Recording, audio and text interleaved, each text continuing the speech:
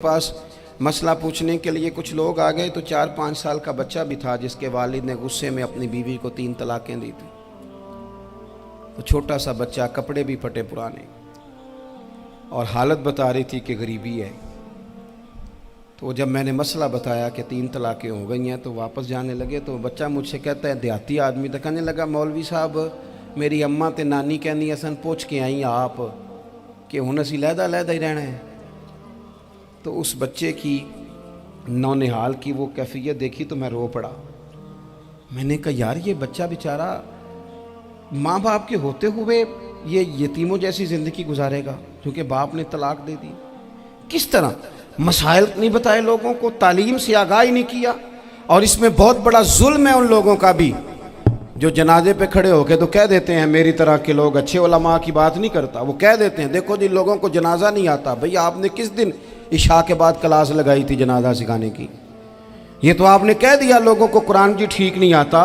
तो यहाँ तो बेचारी बीबियाँ जिनको सही पढ़ना नहीं आता वो मिशन बना लेती हैं कि मैंने इतने 100 को कुरान पाक पढ़ाना है, बेवा हो गई हूँ, तलाक याफ्ता हो गई हूँ, सारी ज़िंदगी कुरान पढ़ाऊँगी। हम क्यों ये मिशन नहीं बनाते, क्यों इस तरफ सफ़र नहीं करते? एक तो दीनी मालूमात में, दीनी उलूम में अपने आप को लगाएं और ज़ौक़ पैदा करें कि जो चीज़ें मुझे नहीं आती मैंने वो सीखनी है, जो मामलात मुझे नहीं आते मैंने उनकी तरफ सफ़र करना है। एक तो अपना ये मिजाज बनाएं। और जब आप दीनी उलूम सीखते हैं तो पता है कौन सा मंज़र कायम होता है? मंज़र वो बनता है कि हज़रत अबू हुरैरा भी दीन सीखा करते थे, हज़रत अब्दुल्ला इब्न उमर भी असहाबे सुफ़ा में रहा करते थे, हज़रत अनस बिन मालिक भी रहा करते थे। और ऐसा मंज़र बनता है कि हज़रत सैयदा खदीजतुल कुबरा रज़ी अल्लाह तआला अन्हा फरमाती हैं, सैयदा फ़ातिमा हुजूर की गोद में बैठी होती थी और नबी पाक से बातें पूछती थी और हुजूर उन्हें बता रहे होते थे। सैयदा आयशा हुजूर से दीन की बातें पूछती। चौथा हिस्सा हमारी फ़िक़्ह के उसूल हज़रत फ़ातिमा की, हज़रत आयशा सिद्दीक़ा की मरवियात पर मबनी है। अगर हमारी बच्चियां छोड़ दें डाइजेस्ट पढ़ना, छोड़ दें इधर उधर की मूवी देखना और वो किताब व सुन्नत पर आ जाएं तो बहुत सारे मसाइल ऐसे हैं जो उलझने से पहले ही सुलझे हुए हों। दीनी तालीम का मिजाज और ज़ौक़। और दूसरी आयत करीमा मैंने तिलावत की, अल्लाह करीम ने कुरान मजीद में फरमाया, या अय्युहल्लज़ीना आमनू कू अनफुसकुम व अहलीकुम नारा, ऐ ईमान वालों खुद भी दोज़ख की आग से बचो और अपने घर वालों को भी बचाओ। ओ वालिद, वो माँ जो बच्चों को भूख से बचाने के लिए मेहनत करती है, उनको मायूसी से बहुत सारे माँ बाप ऐसे होते हैं जिनके पास कपड़े लेने के पैसे नहीं होते ईद पे। क्यों? अजान शुरू होगी जी, अजान सुने जी।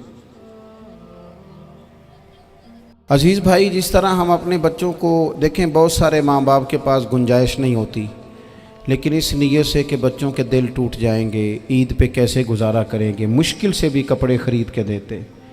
इस तरह हम अपने बच्चों को भूख से, प्यास से, मायूसी से बचाते हैं।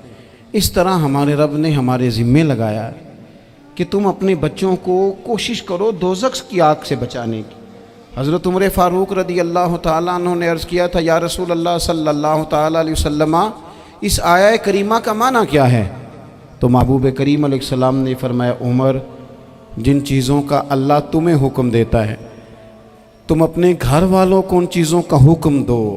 जिन चीज़ों से रब रसूल तुम्हें मना करते हैं अपने घर वालों को उनसे रोको। अपने घर के अंदर निफाज दीन करने की कोशिश करो। मेरे भाई, बहुत ज़्यादा आजमाइश है हमारे घरों में, बेचैनियाँ हैं, इज़्तिराब है, बच्चों में सख्ती है, बहन भाई एक दूसरे के साथ लड़ते हैं, मिजाजों में तलखी आ गई। क्यों भला? इसलिए कि माँ बाप को जो बेहतरीन किरदार और जो हसीन तरीका घर में अपनाना चाहिए था, बच्चे तकरीर बाहर से सुनते हैं लेकिन वो फॉलो अपने माँ बाप को करते हैं। अगर माँ बाप में हौसला हो, सब्र हो, इत्मीनान हो, खुददारी हो, थोड़े पर गुजारा करने का मिजाज हो। देखें ना, आज डिप्रेशन है, टेंशन है, पैनिक्स अटैक्स हैं, बड़ी सारी चीज़ें आ गई हैं। क्यों भला? सब्र नहीं, तहम्मुल नहीं, बुर्दबारी नहीं। आजमाए। एक दिन एक बच्चा मेरे पास आ गया मदरसे का और आके वो रोने लगा। میرے گھر والے کہنے لگے کھانا چھوڑ دیں پہلے اس کی بات سن لے. میں نے کہا پتر کیا ہوا, کسی نے مارا ہے کسی استاد نے؟ کہنے لگے نہیں حضرت, گھر فون کیا تھا تو میری اماں اور ابا کی لڑائی ہو رہی ہے. بچہ کانپ رہا ہے, ٹانگیں کانپ رہی ہیں. میں نے کہا کیا ہو کیا گیا تمہیں پتر, لڑائی ہو رہی ہے تو گھروں میں ہو ہی جاتی ہے. کہنے لگے نہیں آپ کو پتہ نہیں وہ بڑا سخت لڑتے ہیں. میرے والد جب میری والدہ کو مارنے کے لیے آگے بڑھتے ہیں تو ہم سارے چار پنجوں کے نیچے چھپ جاتے ہیں, ہمیں خوف آتا ہے, وہ منظر خطرناک ہوتا ہے. یہ کون تکلیف دے رہا ہے اپنے بچوں کو؟ یہاں بیٹھے ہمارے ہاں میلوں دور رہتے تھے اس کے گھر والے, تو وہ تکلیف میں تھا, تو گھر میں کیا کیفیت ہوگی؟ اگر حوصلہ ہو, صبر ہو, قناعت ہو, اللہ کے دیے ہوئے تھوڑے رزق پر ہمیں راضی رہنا آتا ہو, ہمارے گھروں میں سکون آئے, اطمینان آئے, ہم جو زندگی بڑی خوشی خوشی گزار سکتے ہیں. ہمارے مزاجوں کا لالچ, ہماری طبیعتوں کی بے راہ روی, ہماری جھوٹی انا کا بت, ان ساری چیزوں کو ختم کر دیتا ہے. اپنی زندگی کے اندر اگر ہم وہ کردار اپنے بچوں کو دیں جس کردار میں موبائل بھی ہو, جس میں گاڑی بھی ہو, جس میں پیسے بھی لا کے ابا دراز میں رکھتا ہو, لیکن والد کا گھر میں مصلی بھی موجود ہو, اس کی کوئی تسبیح بھی ہو, وہ یہ بھی کہتا ہو کہ خدا نے اپنے فضل سے آج 5,000 دیا ہے تو اس میں 1,000 غریبوں کا بھی ہے, اس میں تھوڑا سا میں نے اللہ کی رضا کے لیے بھی رکھا ہے. اگر کوئی مشکل آ جائے تو وہ باپ اور ماں کو صبر کرتا ہوا دیکھتے ہوں. اگر ایک باپ بات کرے تو دوسرا برداشت کرتا ہو. خدا را اپنی اولادوں کو اس اذیت کا شکار نہ کرو. اپنے گھروں کے اندر وہ خودداری, وہ پیار, وہ وقار, وہ محبت, وہ انداز. آپ تھکے ہوئے ہیں کوئی شک نہیں, آپ بہت سارے مسائل کا باہر شکار ہوں گے کوئی شک نہیں, لیکن آپ باہر سے تھک کے آئے ہیں. اور اگر آپ باہر اپنی فیکٹری کے مالک ہیں اور دفتر کے بڑے ہیں تو گھر میں بھی تو آپ بڑے ہیں نا. آپ کی ماں بھی تو انتظار کر رہی ہے, اس نے بھی تو دکھڑا سنانا ہے نا آپ کو. آپ یہ دیکھیے کہ آپ کے بچے بھی تو انتظار کر رہے ہیں, وہ چاہتے ہیں کہ ابا آ کے بیٹھیں تو ہم ان کے سینے پہ چڑھ کے تھوڑا کھیلیں. آپ کی اہلیہ منتظر ہیں. کچھ باتیں بیوی کسی اور سے نہیں کہہ سکتی, صرف اپنے شوہر سے کہتی ہے, لیکن وہ تو آتے ہی جلال میں آ گئے صاحب. وہ کہنے لگے تو بڑی نالائق ہے, میں تھکا ماندہ آیا ہوں اور تو نے مجھے کہانی سنا دی ہے. وہ اس خاتون سے شدت کے ساتھ پیش آنے لگے. میرے رسول پاک کی حیات نور کو دیکھو, حضرت ام ایمن حضور کی رضائی والدہ ہیں, ان کی بھی خدمت ہو رہی ہے. حضرت حلیمہ سعدیہ آ رہی ہیں تو خدمت ہو رہی ہے. حضرت عباس حضور کے چچا ہیں تو کریم فرماتے ہیں میرے چچا ہیں باپ کی جگہ پہ. حضور دوست احباب صحابہ غلاموں سب کے ساتھ پیار کر رہے ہیں.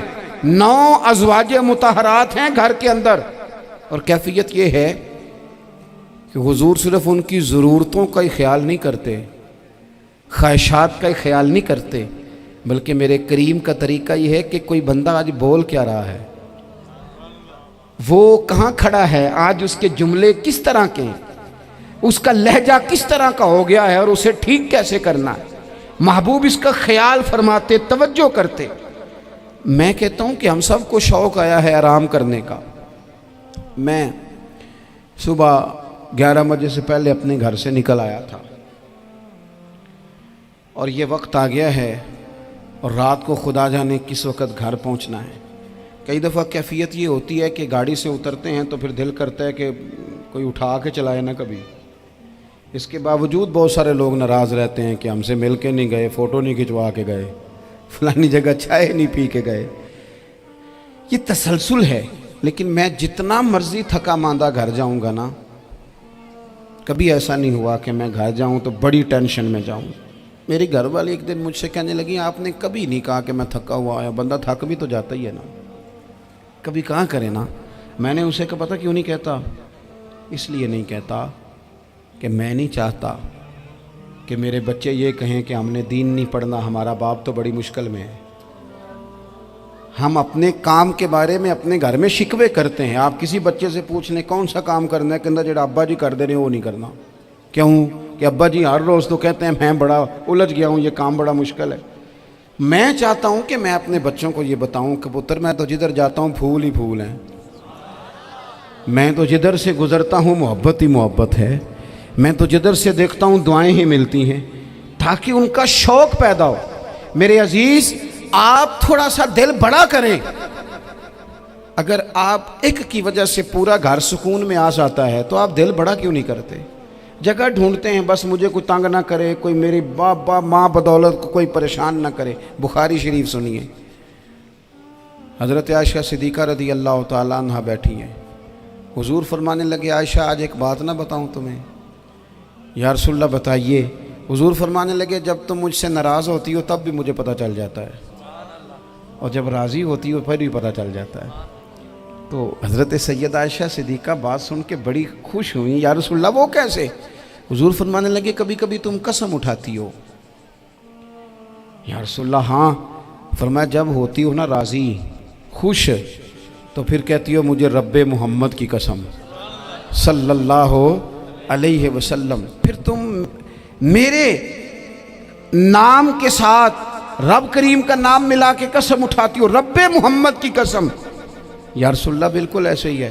اور فرمایا جب تمہارے دل میں کوئی بات ہوتی ہے نا